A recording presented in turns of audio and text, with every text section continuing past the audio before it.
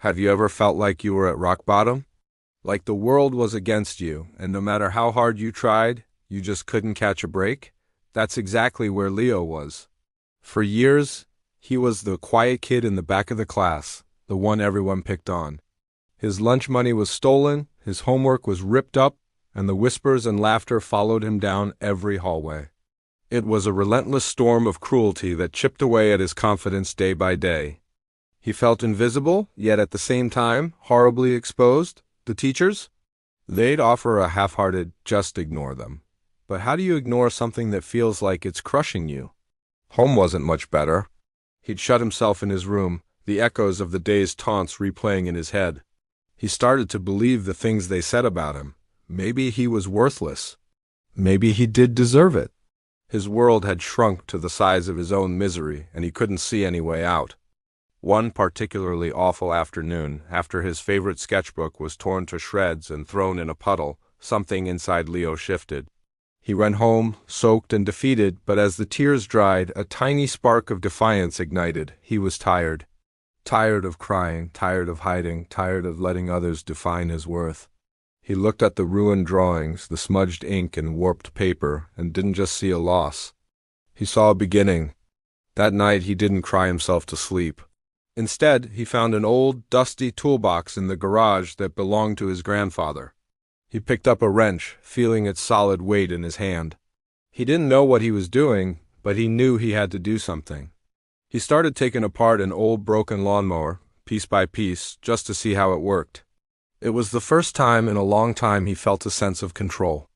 This newfound curiosity became his escape, then his passion. Every afternoon, instead of dreading the school bell, he looked forward to getting home to his garage workshop. He devoured books and online tutorials about mechanics, engineering, and electronics. He started small, fixing broken toasters and radios. Then he moved on to bigger projects. The bullies at school still tried to get to him, but their words started to lose their power. They'd call him a loser, and he'd just think about the complex circuit board he was designing. They'd shove him, and he'd mentally calculate the gear ratios for his next project. His focus had completely shifted. The garage became his sanctuary, a place where his creativity and intellect were the only things that mattered. He was building more than just machines. He was rebuilding himself, piece by piece, with every screw he tightened and every wire he connected. Years passed, the taunts faded into background noise. Leo graduated, and while many of his former classmates were still figuring out their lives, he was already on a mission. He enrolled in a top engineering program, his hands-on experience giving him a massive advantage. He wasn't just learning theory, he was living it. His professors were astounded by his intuitive understanding of complex systems. He spent his nights and weekends not at parties, but in the university's advanced robotics lab, tinkering, experimenting, and innovating. He poured all the pain from his past into his work, transforming it into fuel for his ambition. He was driven by a quiet, fierce determination to prove not just his bullies, but his own past self, wrong. He was no longer the invisible boy. He was becoming a force to be reckoned with. Then came the day of the National Innovation Fair, a prestigious event that attracted scouts from the biggest tech companies in the world. Leo was there, standing next to his creation, a sophisticated, low-cost prosthetic arm that could be controlled by neural impulses. It was elegant, efficient, and had the potential to change millions of lives.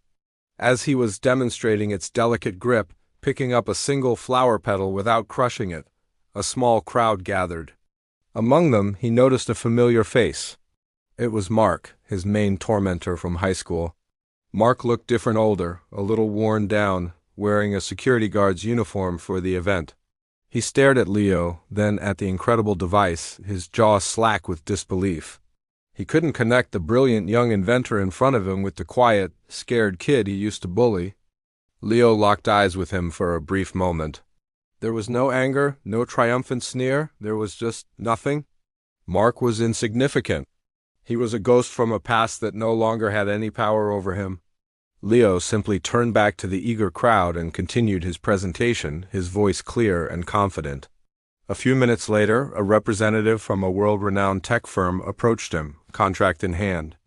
They didn't just want his prototype, they wanted him. They wanted the mind that created it.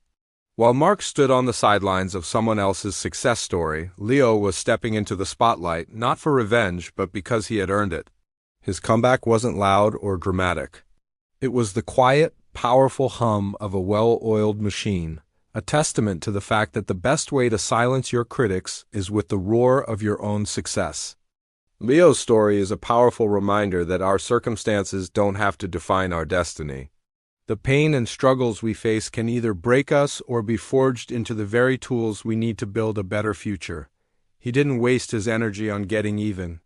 He invested it in getting ahead. He found a passion that was bigger than his pain and dedicated himself to it completely. He turned his solitude into focus and his hurt into motivation. He silenced everyone not by shouting, but by building something extraordinary, something that spoke for itself.